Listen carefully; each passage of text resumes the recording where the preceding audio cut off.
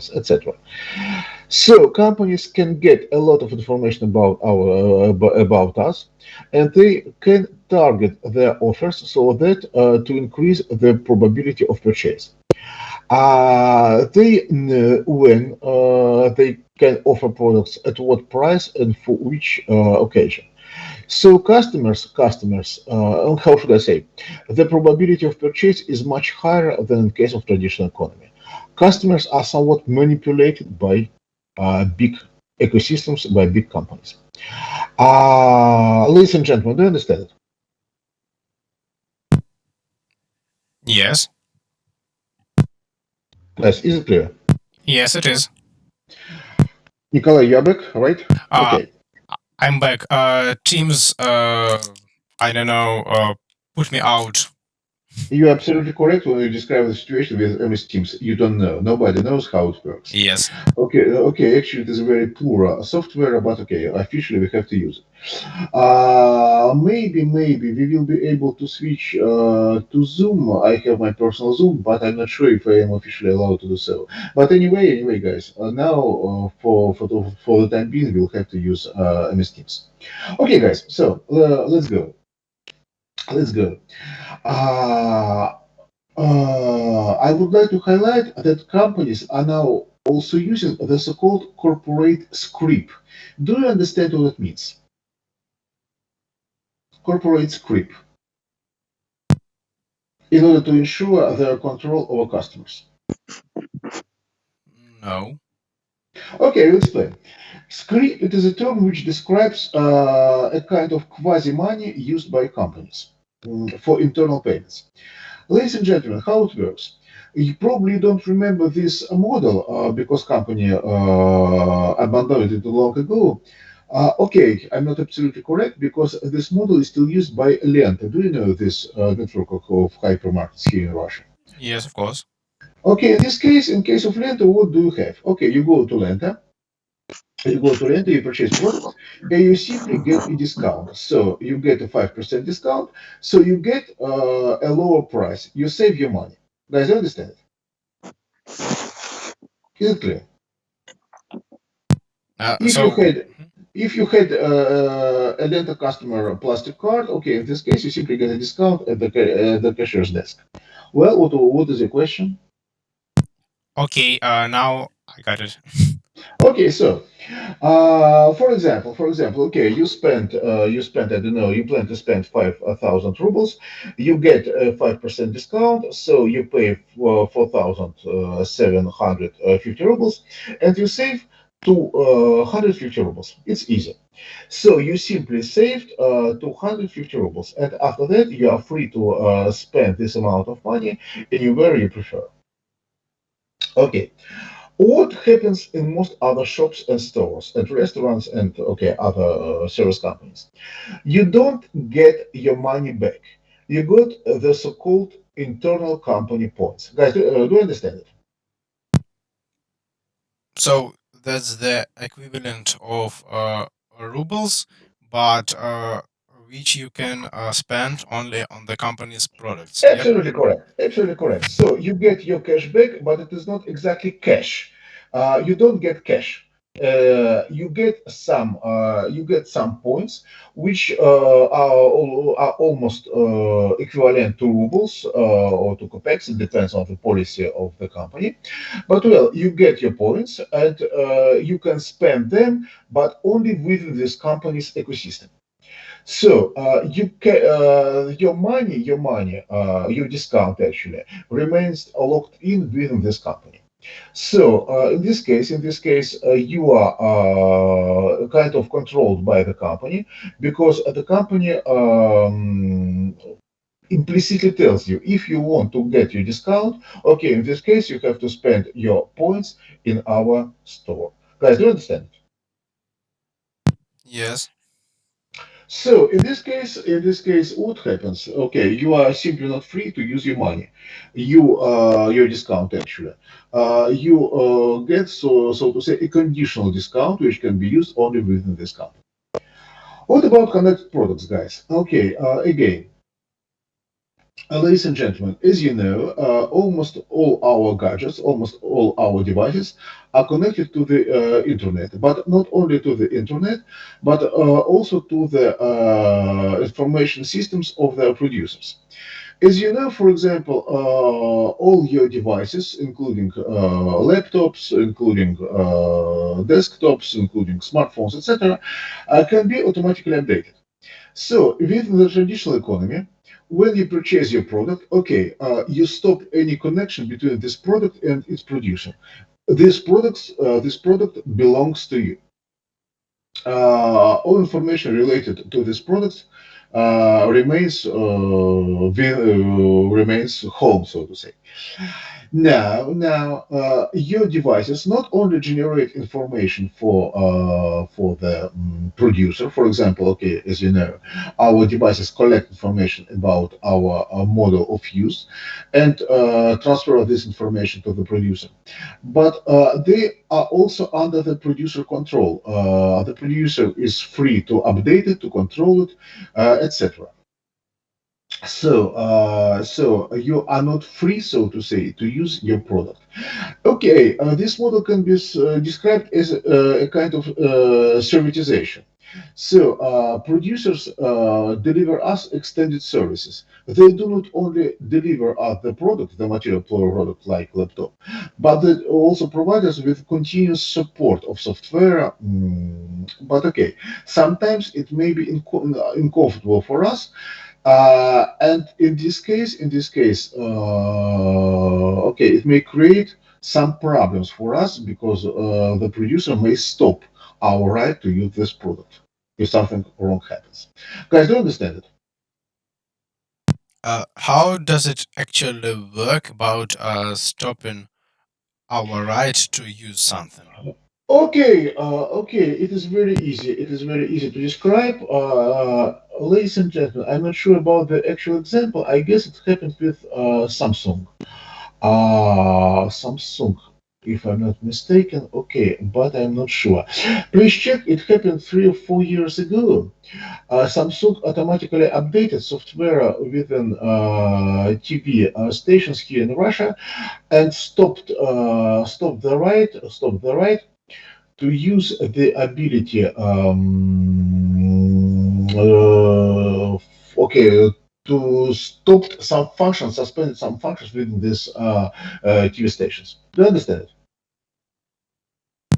So, exactly in Russia, some functions were unavailable. Were switched off. Absolutely, automatically in a distant mode by Samsung. But please check this information. I'm not sure about Samsung. It was a Korean producer for sure. It was a producer of TV stations for sure. But I'm not sure about Samsung. Okay. Okay. What else? What else? What else? For example, do you know the browser Opera?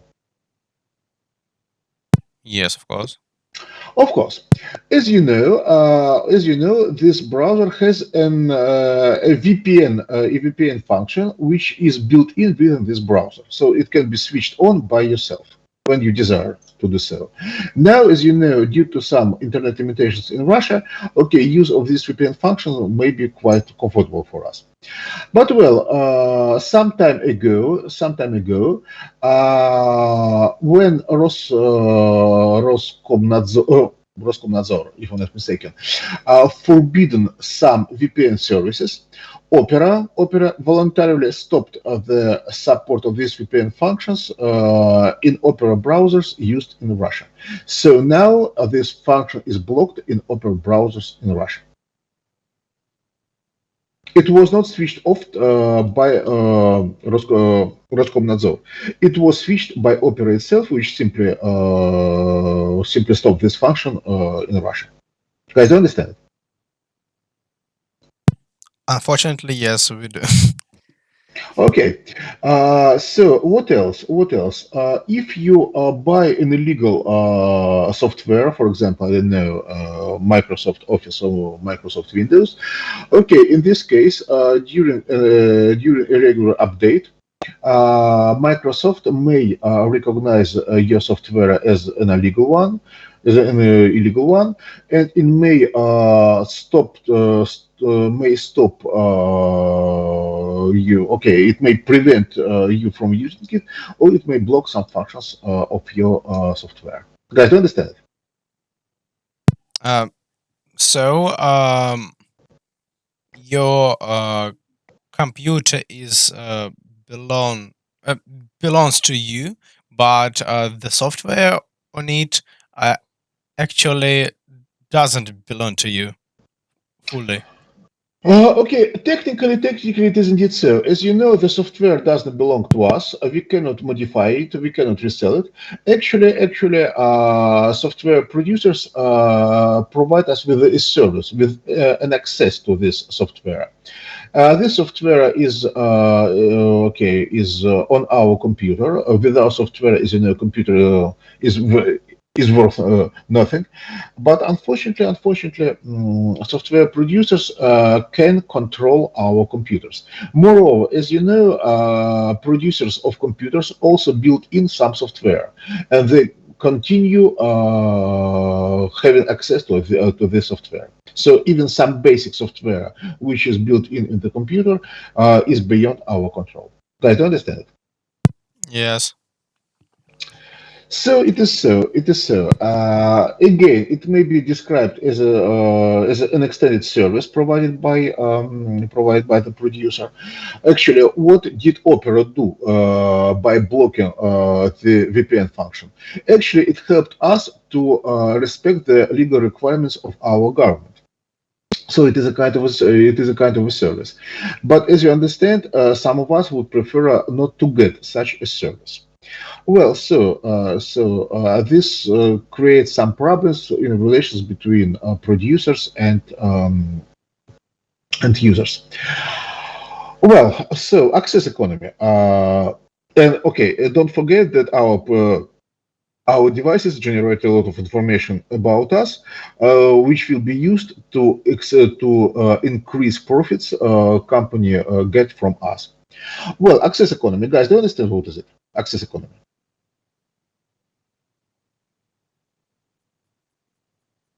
Uh, ec- yeah, uh, mm, but it will be better if you explain it again. Okay, I will try. Ladies and gentlemen, Uber, for example, or car sharing are good examples of access economy. Normally, within traditional economy, you will buy a product you need. You will buy a product you need in order to be able to use it anytime. For example, as a personal car. Now, you may get access to the product only for the time you really need it, like in case of car sharing. But what does it mean? In case of your purchase of a car, you get it for all the time. Okay, it will be much expensive for you, but still you get it for all the time. And okay, you can resell it. You can resell it. In case of access economy, okay, you use a car sharing, but you do not capitalize your expenses. You simply pay for it, but you have no guaranteed access to the car. Okay, in addition to these inconveniences, potential inconveniences for customers, there are obviously some good points. Okay, indeed, you save money because you don't have to purchase a car. You can simply use it when you really need it. Sorry. What else? It is a challenge for companies, for producers. For example, as you know, traditional automotive companies prefer to sell their cars directly to users. Now, the model of use of cars is being changing, uh, and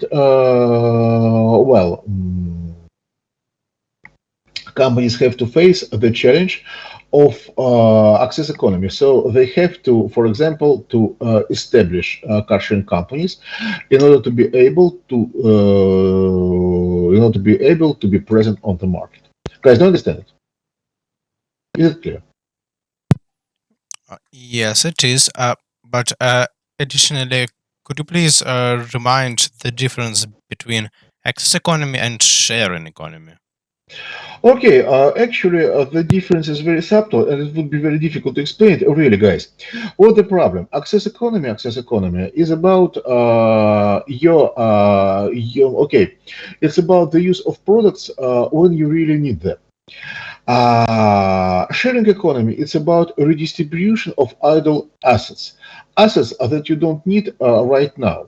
For example, in case of access economy, we especially create assets that will be used by people. In case of car sharing companies, they buy new cars in order to rent them to customers. In case of sharing economy, we have some assets we don't need right now, and we try to use them in an economical way. So, for example, we have a free room in our flat. We don't especially buy this additional room for renting, but it happened that, for example, I don't know, our children left, they went to the university in a different city, and we have now a free room, and we can rent it to potential customers. But we didn't especially buy this flat for renting. Guys, do you understand it?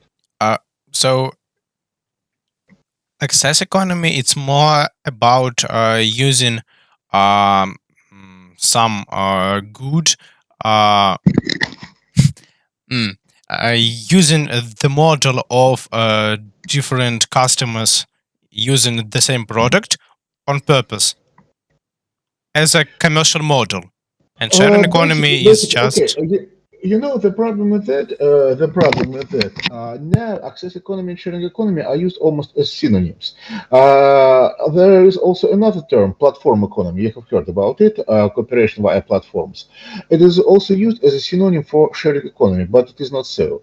There is no platform, as you understand, in case of car sharing company, because there is no connection between independent users and independent providers. Okay, there is a centralized company which rents its cars. So the difference is really very subtle. The difference is very subtle. I would say that sharing started as a social economy, a social oriented economy.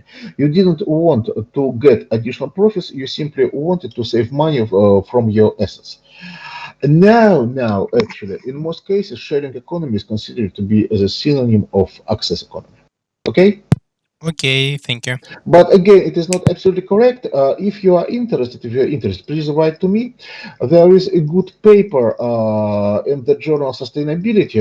I guess it was published 2 or 3 years ago, where the authors tried to define precisely the sharing economy. Okay, they made a good attempt. They didn't cover all specific cases, but okay, it was pretty interesting. If you wish, I can send you a copy of this paper. Please write to me if you're interested. But now, for most purposes, we can say that access economy and sharing economy are synonymous. But don't forget that from the strict scholarly point of view, it is not correct. Access economy, it's about okay, access to products. Sharing is about free exchange of idle assets. Sometimes they may be combined. For example, in case of Airbnb, it is indeed access economy, it is indeed sharing economy, it is absolutely correct. But in case of Uber, for example, it is access economy, but I'm not sure about sharing economy. Guys, don't understand it. Yes, okay. Well, circular economy, guys, don't understand what is it. Not quite clearly.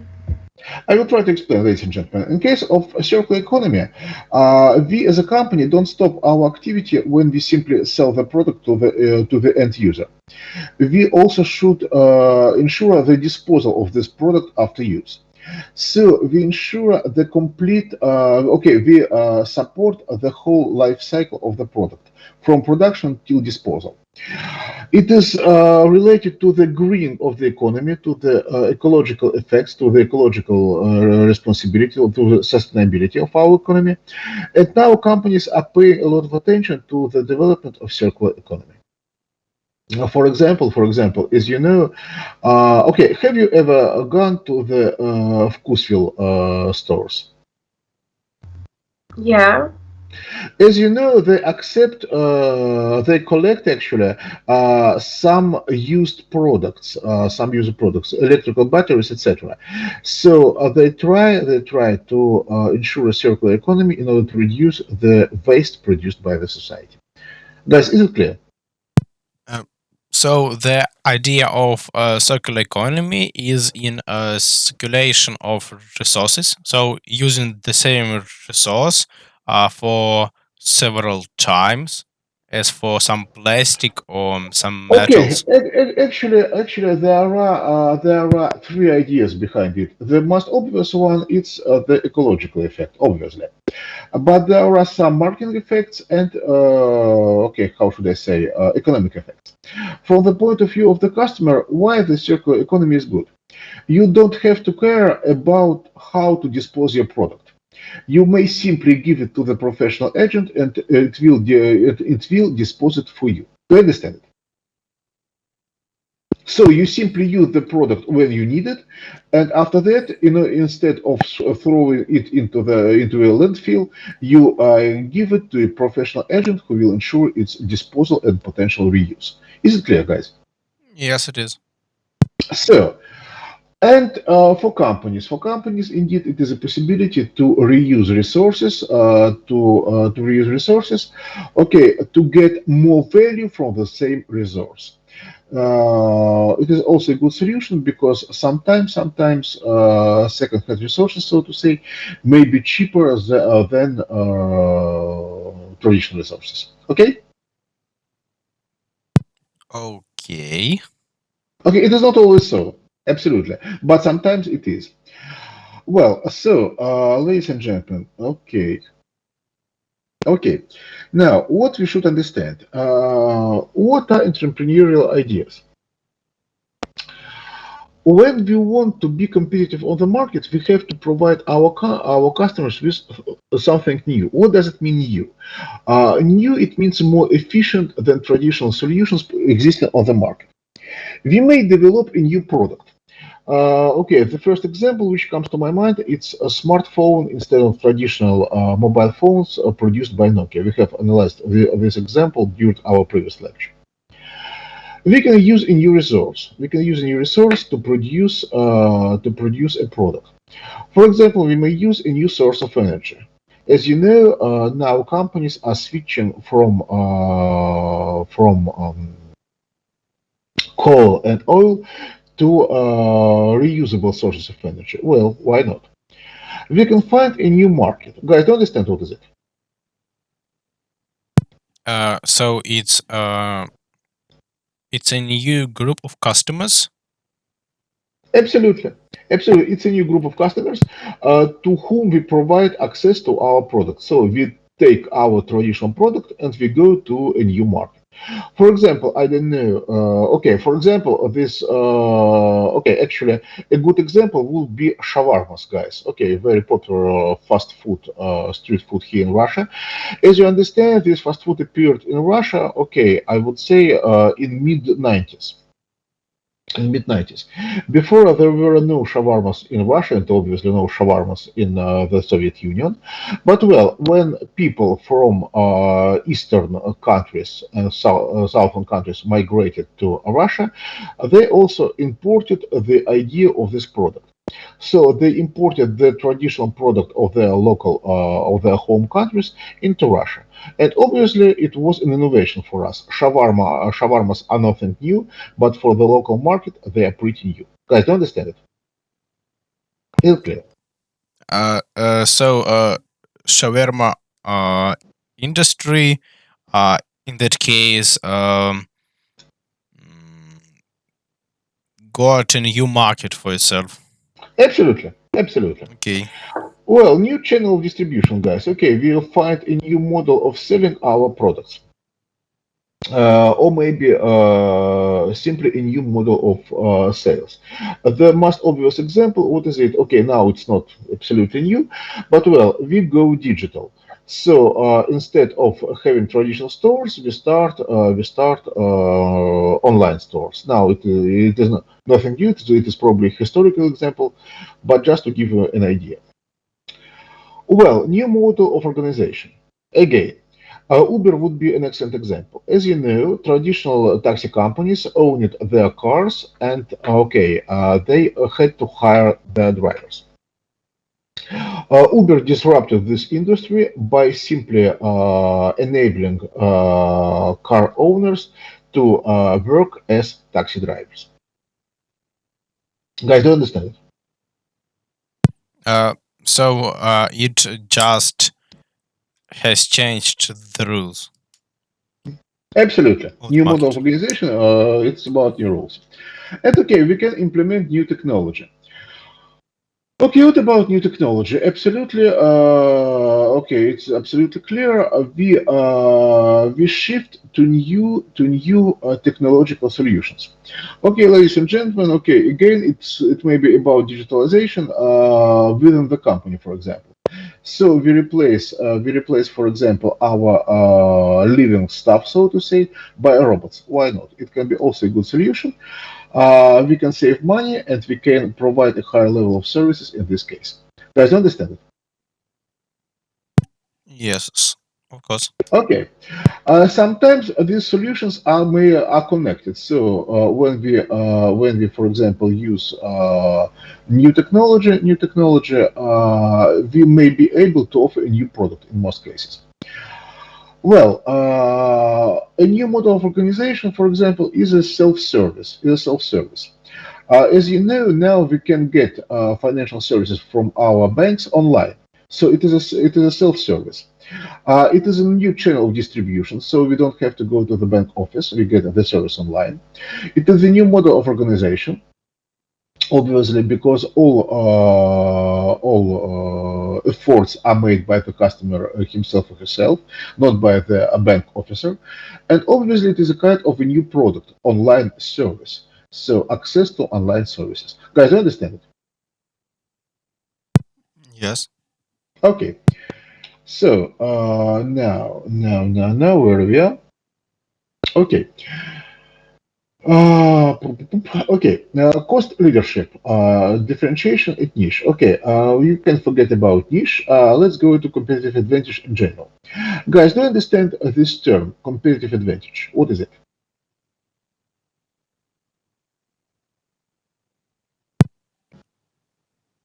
So it's about having um, mm,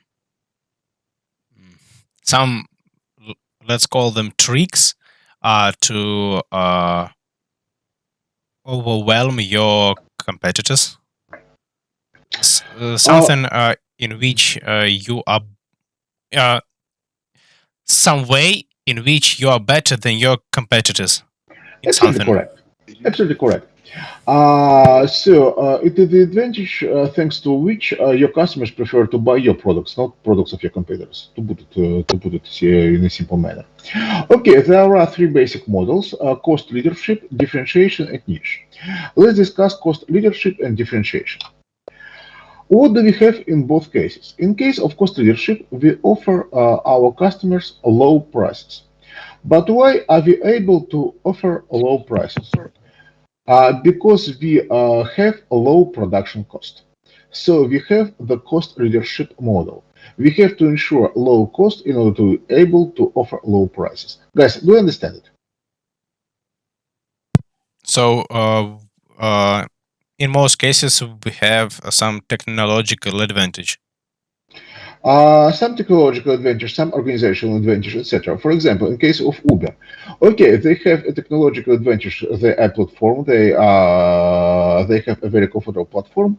But they also have an organizational advantage. They do not pay, for example, fixed salaries, and they do not invest into buying cars. They simply use independent drivers, and this is why they are able to offer low prices. Is it clear? Yes, it is.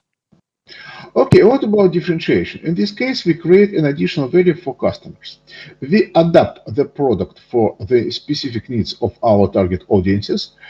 We have, we obviously have to charge a higher price for this product. But well, what we should understand in this case, our cost is value based. We don't simply pay more for our production, we use cost to create additional value for our customers. Guys, do you understand it? So it's about having more uh, qualified product or something like that or not? More qualified, could you please specify? Um, so our product is more expensive, but it provides customers with some extra benefits which Absolutely. they Absolutely. can't get from other Excuse me. firms. Absolutely. Okay, guys, is it clear? Yes. Okay, Uh, good. Excuse me. So, sorry, a question. No, no, no. I would like to clarify and whether I understood differentiation. This is spreading the product line in order to satisfy the demand of each individual customer and Basically, create. not exactly each individual. I would say some target audiences. So, Okay, in case of the cost leadership, we produce the same basic product for different audience for all customers. In case of differentiation, indeed, we produce additional value for our specific audiences, so that they could get a higher value. Okay, okay. do you understand me? Yes, yes. Okay, great. So in case of cost leadership, what we do, we produce one basic product. We ensure a high level of standardization. Ladies and gentlemen, we have to produce standardized products in order to reduce switching cost during our production. So we produce very standardized products and services. I would quote Henry Ford. Yeah, I guess you know this person, the author of the idea of conveyor production. So he said that you can have your car in any color you want as long as it's as long as it's black. What does it mean? The most popular model of cars produced by Ford factories, Ford T, was black, always black, no other colors. So, thanks to this standardization, the product was pretty cheap and affordable for all potential users. Guys, do you understand it? Yes. Yes. Okay, and obviously, is there should be mass production. Mass production in order to ensure scaling effect. Guys, do you understand what is a scaling effect? Yes. This is So a. the more we produce, the cheaper is the unit of the product. So Mhm. you should produce a lot of products in order to be cheap enough. Okay, is it clear, guys? Ladies and gentlemen. Yes. Okay, It so is. Yes, yes, it's clear. what about differentiation? Okay, in this case, there should be no cost without value. So we have to invest into the production of products adapted to the needs of our customers. Ladies and gentlemen, the differentiation stays behind the history of General Motors. This company, this union of companies actually, was created when the automotive industry of the United States was almost completely dominated by Ford. Ford, thanks to his standardization, thanks to the policy of cost leadership, almost squeezed out all other car companies from the market. But obviously, owners of plants that became parts of General Motors didn't want to die. And they united their efforts and they offered a very good idea. I do remember the brands that are parts of General Motors. Maybe some historical brands. Could you repeat the question, please? Do you remember the brands that are parts of General Motors? Of course, GMC, Cadillac. Obviously. Cadillac, okay, what else? Mm,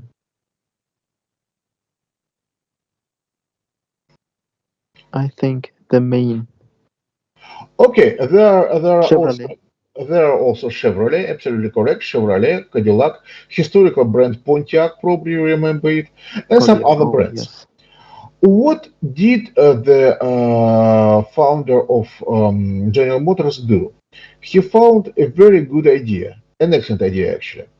He divided different brands between different prices levels.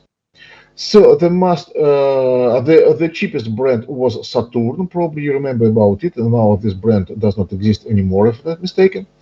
The most expensive brand was Cadillac, and you could find a car corresponding to your level of income and corresponding to your image. Okay, everybody could find a car corresponding to his or her preferences within General Motors product range from Saturn till Cadillac. Guys, do you understand it? So Hmm.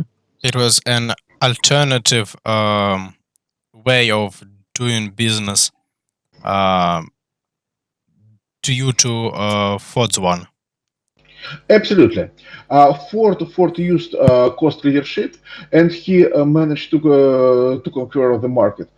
But well, when this policy was implemented by General Motors, the policy of differentiation, Ford was almost destroyed as a brand, and during a long period of time, General Motors dominated the American car market. So Ford tried to offer the same car for all potential customers, but General Motors, thanks to differentiation, managed to adapt its offer to different requirements of different target audiences. Guys, do you understand it? Yes, yes. Now it's getting Yes, clear. Guys, do you understand? Is it clear, really? yes, it is. Okay, so now I would quote another guy. I don't remember his name actually, but guys, have you ever heard about Mille?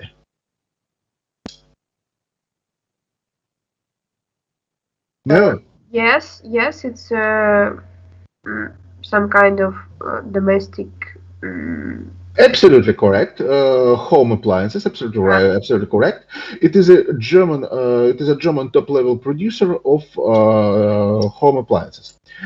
Ladies and gentlemen, the price of Miele products is really exorbitant. So it's really very, very high. But as the guy said, I can explain every Deutschmark and the price of Miele washers. Deutschmark, guys, you can imagine the date of this quotation, as Deutschmarks were replaced by euros more than 20 years ago. But it is indeed so. The price is high, but it is explainable because I guess that even the third generation of your family will be able to use Mili washers. They are really very reliable.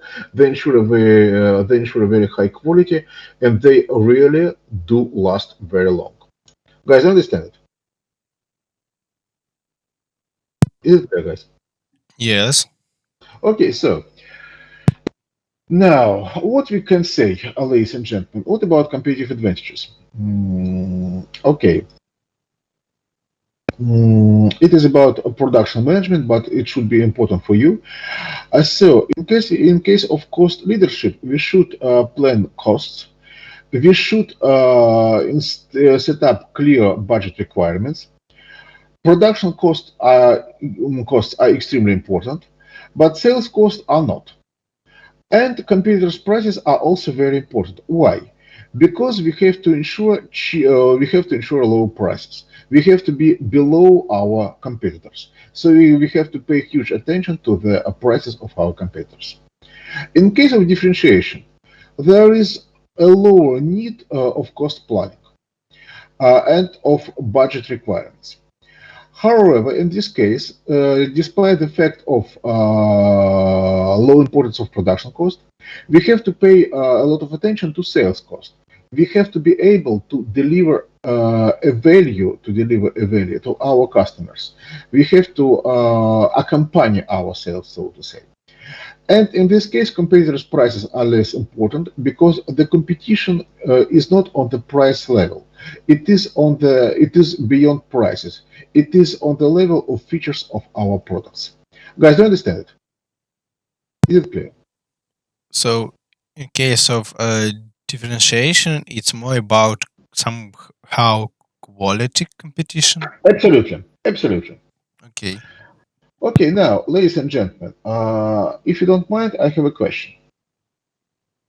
Have you ever heard about low costers? Do you know what is it? Yes, of course. Low costers. The leader is Ryanair. The leader of this market is Ryanair. So low costers are airlines that offer very low prices for their services. And there are, as you know, regular airlines like Aeroflot, I don't know, or Air France, etc. So, low costers. Why do they manage to offer low prices? Well, the first idea is that they offer the basic service only, flight only. So you pay only for the flight. In case of regular airlines, as you know, a lot of services is included into the cost, into the price of the ticket, meal, luggage, etc.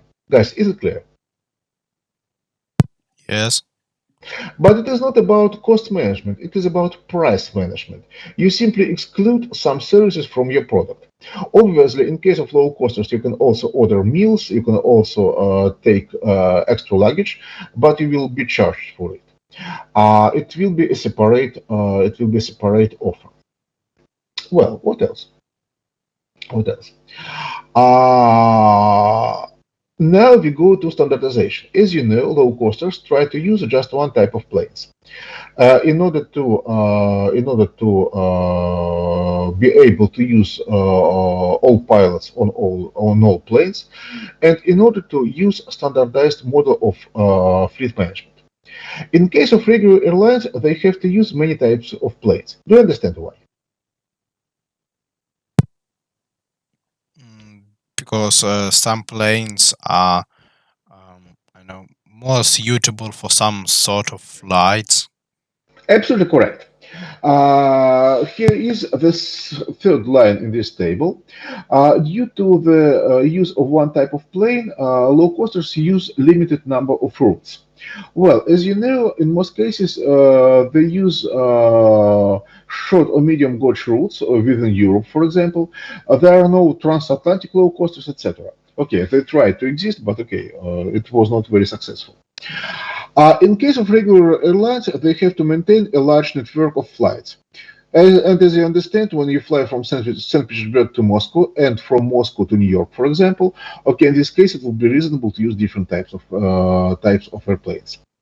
What else? As you know, there is the so-called airport fee.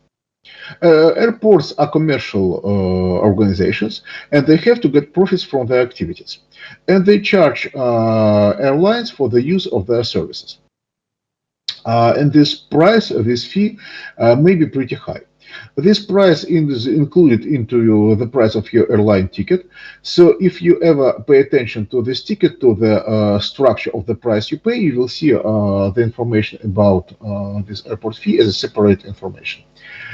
Well, low costers prefer to use second level airports, which are pretty far from the real destination. Their their airport fees are pretty low. In case of regular airlines, they use big airports, regular airports. Well, it is comfortable for customers because, okay, when you travel to Paris, I don't know, you are directly in Paris when you use big airports.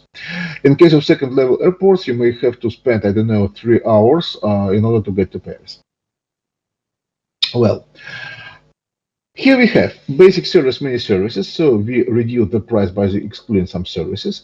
We standardize our product by using one type of plane and by using limited number of routes. And again, we reduce our cost by using second level airports. But guys, here is the question: what about airplanes? What types of planes do low costers use? New or old planes? Well, it seems that they need to save some money, so they use some old ones. Very good. Some other ideas? You are pretty logical indeed. They have to spend. They have to save money. Some other ideas? think I don't hear you. I hear that you're trying to answer my question, but I don't hear. But I just hear your voice, not your words.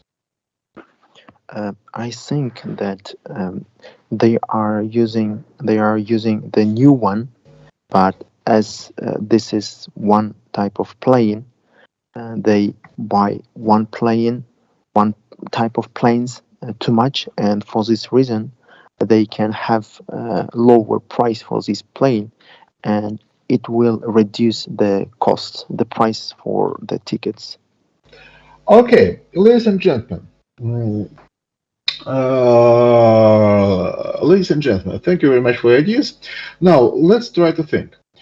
Could you please tell what should we do with our plane in order to get profits from it?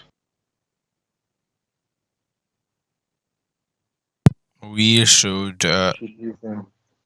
We should use them, absolutely. Yes. When we use planes, our planes should fly, right? They should not be landed. Correct? Of course. Yes. Correct. Okay, let's go. Let's go. If you remember, in case of cost leadership and low costers should ensure cost leadership, they should ensure mass production, scaling effect. They should be able to use their planes as intensively as possible. Well, if you use older planes, in this case, okay, you will have to spend more time for technical support, etc.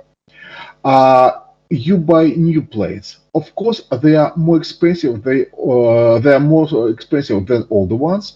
But they can be used more intensively, and thanks to this, they can generate a higher scaling effect. And thanks to this, of course, you get a lower cost per passenger.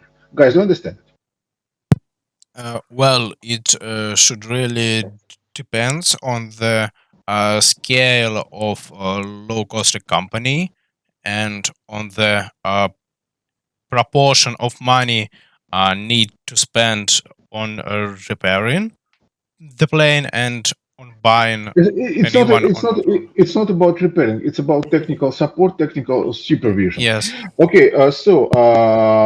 What it means? You should not repair your planes, obviously, but between flights, you have to check the technical state of your plane. And in case of older planes, okay, it may take more time. More time on the ground, okay, more less time in the air, so to say. So this is why low costers prefer to buy new planes. Okay, Okay. But are Okay. they renewing them usually or not? could you please repeat? I didn't hear you. Well, my question was, does the low cost company um, maintain uh, an appropriate the same level of technique maintenance as the regular airline? At least they try to do so. Because Okay. they have to ensure the security of their flights. It is really important for them. Okay, obviously it may depend on the country where this airplane is registered, this airline is registered. But European and American low costers provide a pretty good level of technical maintenance. Okay. Okay. Okay, ladies and gentlemen, again, I would say that there is no strict rule that you should buy new planes. Of course, when you start a small company and you try to offer low prices, okay, you may try to use old planes. But leaders on the market use new planes in order to be able to get a scaling effect. Guys, do you understand it? Yes. Okay, great. Ladies and gentlemen, if you don't mind, I would stop here, and I guess we are arriving to the official end of our lecture. Guys, what is the task for the next seminar? For the first seminar, actually. Okay, forget the fourth line because we didn't analyze the theory during our lecture. I will try to go back to it during the next lecture. But well, what should you do? You should select a company for your analysis. So you should specify why this company is interesting for you, why you prefer to analyze it. You should try to analyze the entrepreneurial idea which stands behind this company.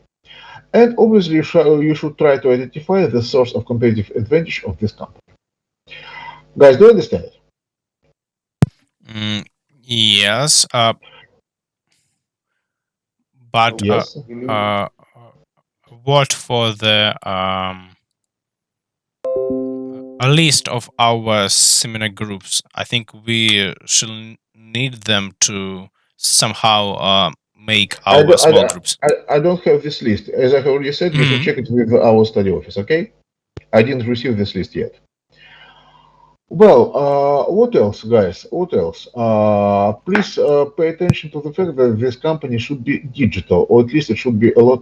It should use a lot of digital tools, because our course is about digital marketing. So don't use companies, for example, like Gazprom, because it is pretty traditional. And if you select a big company, please try to specify a separate aspect of its activity.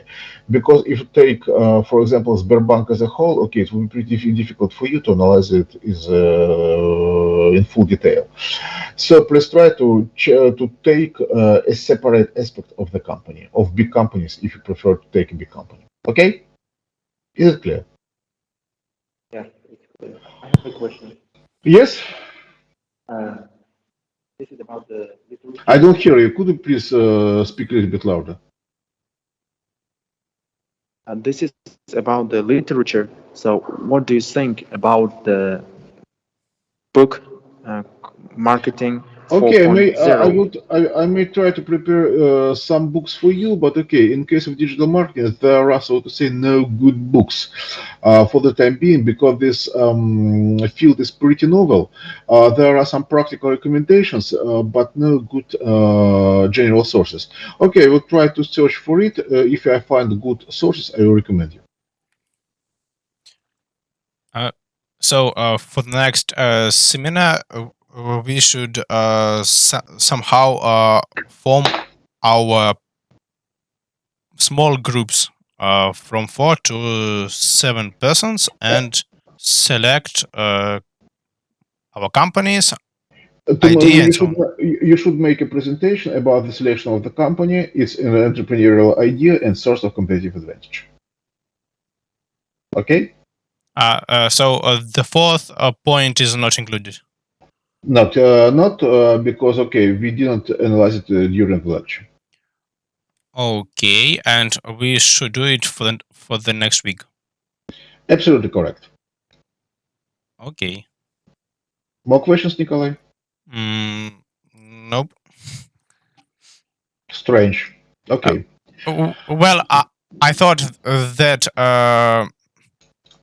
unknown seminar groups could be a problem for doing this task. Okay. The only thing I can recommend to do is to check the situation with the study office. Unfortunately, I I don't got have the it. list of seminar groups. I got it. Unfortunately.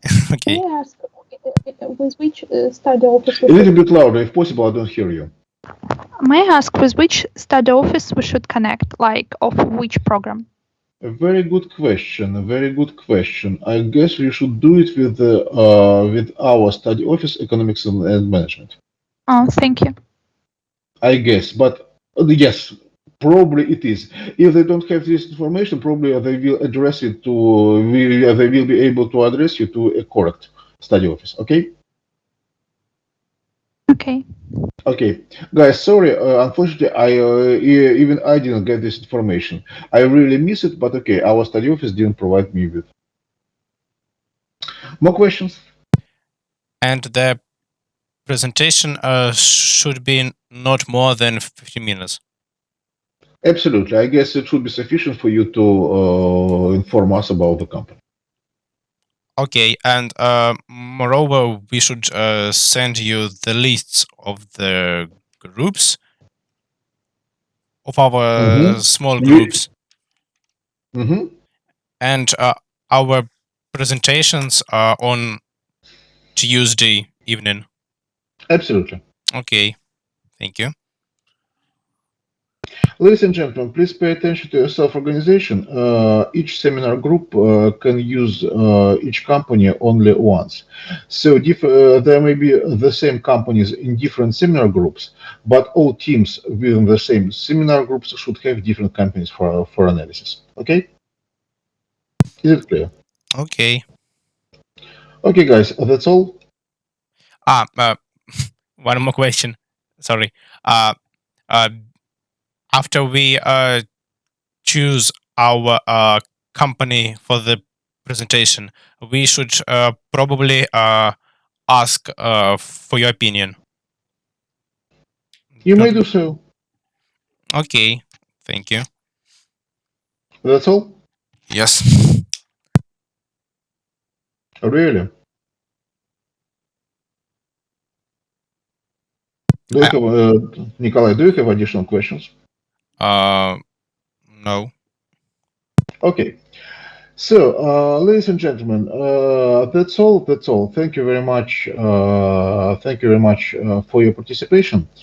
Well, I will upload this presentation in LMS today, but please, please don't use the information about the leadership model, which is the fourth line in the task, and which covers, I guess, 4 or 5 slides in this presentation, because we will try to analyze it during our next lecture.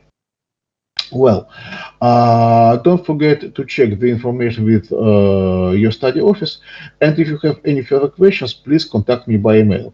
Guys, I have an official email at HEC, but well, it would be easier for me to communicate with you if you write to my personal email at mail.ru. It is indicated on our it is indicated on my personal webpage at HEC website. So if you need any additional information, do not hesitate to contact me by this email. Okay?